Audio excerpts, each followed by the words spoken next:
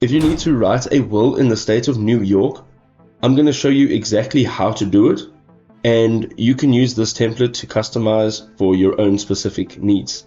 This will also be legally bound, so let's have a look at it.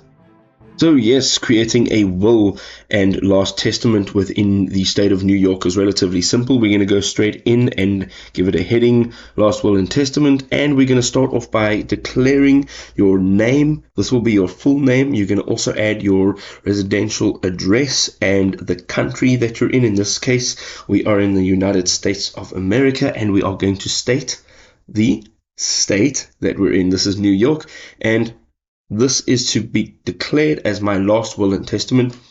And the first section is the revocation of prior wills, which means whatever wills have been made out previously, including all the detail, this will be revoked.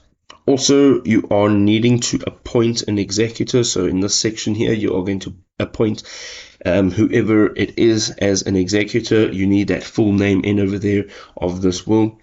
Then we are going to distribute your assets, and here you are going to direct that the assets get distributed as follows, including a beneficiary's name, of course, and then the description of the assets. And this should be as detailed as possible so that you can really leave no space for any errors.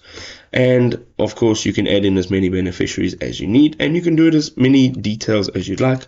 And then the last section is the signatures of yourself and the witnesses. So you're going to add a date in over here, and then you're going to add in your own signature and the signature of each one of your witnesses.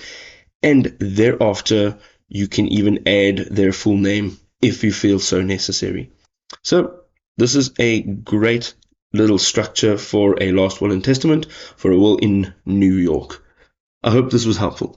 Now, just a small disclaimer, I am not a legal representative, I'm not a lawyer, I am simply just sharing some advice, some personal opinion. So please, if you need any legal advice, make sure that you consult a lawyer, and make sure that you're consulting a lawyer within the state that you are residing in.